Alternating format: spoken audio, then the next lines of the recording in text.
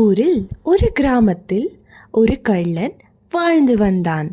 அவன் கோவிலின் மணியை திருடி காடுக்குள் ஓடி சென்றான். ஒரு புலி அந்த மணியின் சத்தத்தை கேட்டு அதை தேடி அதை நோக்கி ஓடியது. அந்த கள்ளனை கண்ட புலி அவன் மீது பாய்ந்து அவனை கொன்றுவிட்டது. அந்த மணியும் கீழே விழுந்தது. சிறிது நாட்களுக்கு பின்னல் குரங்கு கூட்டம் அந்த இடத்தை கடந்து செல்லும் போது அவர்கள் அந்த மணியை பார்த்து அவருடன் எடுத்து சென்றார். அவர்களுக்கு அந்த மணியின் சத்தம் கேட்க மிகவும் மகிழ்ச்சியாக இருந்தது. அந்த குரங்கு கூட்டத்தில் உள்ள எல்லா குரங்குகளுக்கும் அந்த மணியை வாசிக்க ஆரம்பித்தார்கள். எல்லா நாளின் முடிவிலும் அந்த குரங்குகள் மரத்தின் மீது உட்கார்ந்து இந்த மணியை வாசித்து வந்தார்கள். ஆனால் இந்த சத்தத்தை கேட்டு அக்கிராம மக்கள் மிகவும் பயந்தார்கள்.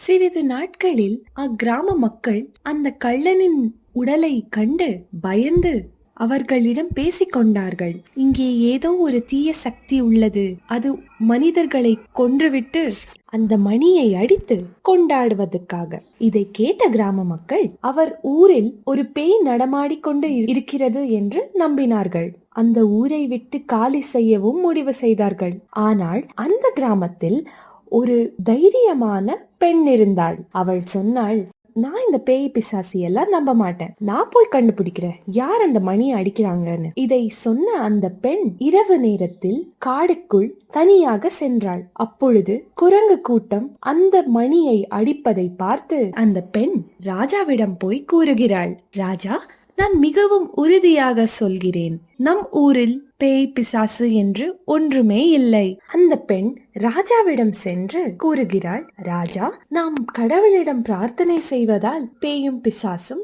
கிராமத்தை விட்டு சென்றுவிடும் என்று. ஆனால் இதற்கு நிறைய காசு பணம் தேவை. நீங்கள் எனக்கு காசு கொடுத்தீர்கள் என்றால் அந்த பேயை நான் கொன்று நம் கிராமத்திற்கு மறுபடியும் சந்தோஷத்தை திருப்புவேன் என்று சொல்கிறாள். இதை கேட்டு ராஜா தன் ஊருக்கு நன்மையாகும் என்று அந்த பெண்ணிற்கு அனுமதி தருகிறார். அந்த பணத்தை வாங்கி கொண்ட அந்த பெண் பட்டாணி, திராட்சை, கடலை மற்றும் பழங்களை வாங்கி சென்றாள். அவள் நலத்தில் ஒரு வட்டம் வரைந்து பூக்களால் நிரப்பி கடவுளிடம் பிரார்த்தனை செய்ய ஆரம்பித்தாள். பூஜை முடிந்ததும் அவள் காடுக்குள் சென்றாள். கடலை, பட்டாணி மற்றும் பழங்கள் அனைத்தையும் மரத்தின் கீழே வைத்தாள். இதை பார்த்த குரங்கு கூட்டம் மணியை கீழே தவறவிட்டு கீழே பழங்களையும் பட்டாணியையும் கடலையும் தின்பதற்காக ஓடி சென்றது. அந்த பெண் எதிர்பார்த்தபடி அந்த குரங்கு கூட்டம் அந்த மணியை கீழே தவறவிட்டது.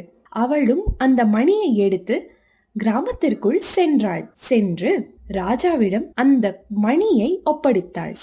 இதை பார்த்து மகிழ்ந்த ராஜா இந்த பெண்ணின் வீரத்திற்கு ஒரு பரிசளித்தார். அந்நாளிலிருந்து அந்த கிராமமே நிசப்தமில் சந்தோஷமாக வாழ்ந்து வந்தார்கள். இதிலிருந்து நாம் கற்றுக்கொள்ள வேண்டியது என்னவென்றால், ஒருவர் பிரச்சனைகளை பார்த்து பயந்து போகாமல் தன் புத்தியாலும் தைரியத்தினாலும் அந்த பிரச்சனையை சமாளிக்க வேண்டும் என்று.